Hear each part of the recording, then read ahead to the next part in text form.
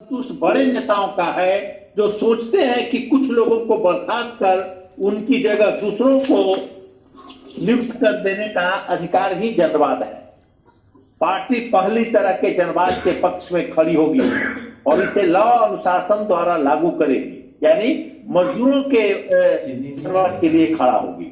दूसरी तरफ पार्टी असंतुष्ट बड़े नेताओं को बाहर फेंक देगी जिन्हें पार्टी के वास्तविक तथा मजदूर वर्गीय जनवाद से कुछ भी लेना देना नहीं है। माने उदाहरण बना दिया।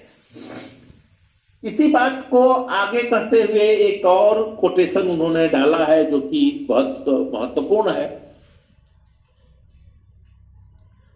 त्रोत्स्की के नेतृत्व में मजदूरों का एक समूह फौज में सैनिक तरीके से सफलता प्राप्त करने के बाद मान बैठा है कि सिर्फ यही तरीका यूनियनों को मजबूत करने तथा उद्योगों को पुनर्बहाल करने के लिए मजदूरों तथा ट्रेड यूनियन के बीच अनिवार्य रूप से अपनाया जाना चाहिए। माने यूनियन फौजी तरीके से तानाशाही डिक्टेटरी से चले, इसका विरोध करके स्टालिन कर रहे हैं।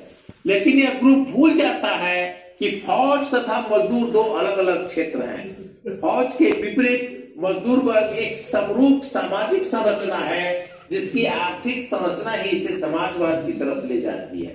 इसे ही कम्युनिस्ट आंदोलन आसानी से प्रभावित कर सकता है। यह स्वेच्छा से ट्रेड यूनियन में संगठित होता है। इस सब के परिणाम स्वरूप यह सोवियत सत्ता के आधार का निर्माण करता है। इसलिए हमारे औद्योगिक यूनियन में तमाम व्यवहार मूलतः समझाने बुझाने तथा सहमति बनाने के प्रयासों के आधार पर होने चाहिए। यह स्पष्ट है कि प्रचार आम मजदूरों की स्वतंत्र सक्रियता व पहलकदमी को उत्साहित करना तथा कार्यकारिणी का चुनाव आदि ट्रेड यूनियन पद्धति के विकास को सही सिद्ध करता है। त्रोत्स्की की गलती यह है कि वह ट्रेड यूनियन तथा फौज के बीच फर्क को कम करके आते हैं।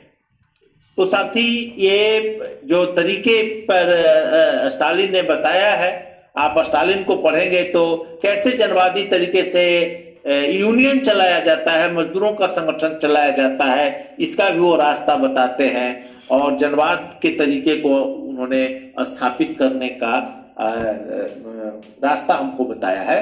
और ये हम लेसन लेते हैं अपने यूनियन को चलाने के लिए भी कि जनवाद को हम यूनियन के अंदर कैसे बहाल करेंगे, मजदूरों के स्वतंत्र पहलकदमी, उनके अंदर से आने वाले विचार को हम कैसे आगे बढ़ाएंगे, ये हम स्टालिन से सीखते हैं। और इस सबक के साथ हम कॉमरेड स्टालिन को लाल सलाम करते हैं। आप सभी साथियों को लाल सलाम करते हैं। इनकलाब जिंदाबाद।